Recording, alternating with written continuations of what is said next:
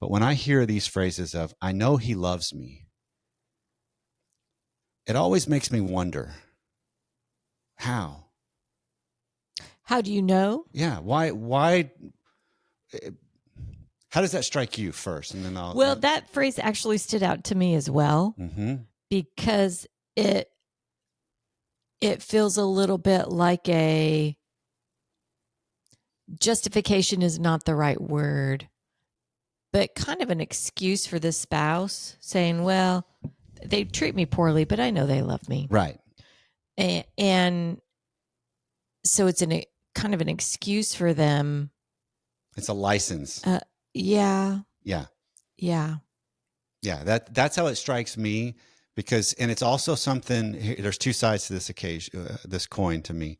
On her side, where she can say that to herself in her narrative, because otherwise, if somebody treated me like that didn't love me, I would have no relationship with them. Because that's an easy no-brainer.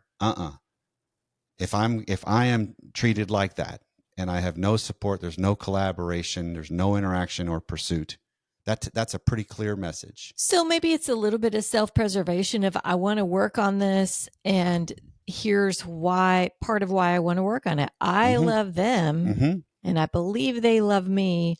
And so there's still something there. There is a connection and there is a reason to work on myself for the benefit of this relationship, because I want to keep it. And so I think it's better at least to have, I don't think it's terrible to have that thought of, well, I know he loves me, but I think you have to have that realization of, I'm having to tell myself that because they're not showing me they love me.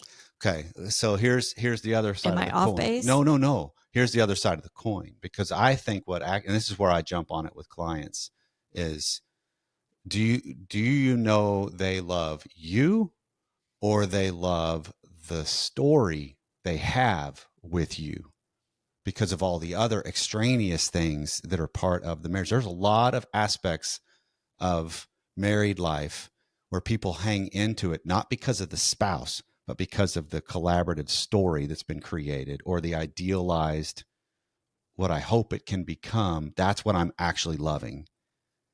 Well, that's not terrible if that can keep it together to going to the next level. I'm not going to disagree with that at all.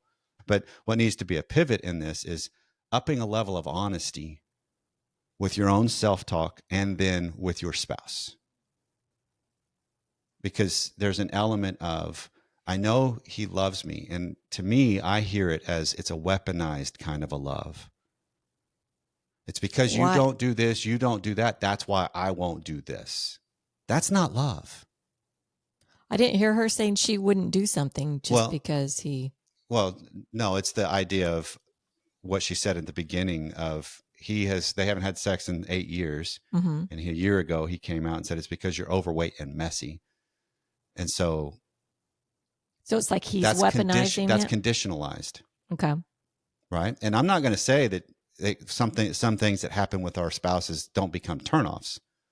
That can happen. But let's not dress it up in a framework of love, because love is something that's beyond just a feeling. It's also an action, because if I know he loves me, there would be actions that are in line that show that too. And what I'm hearing here is, there's not a lot of actions.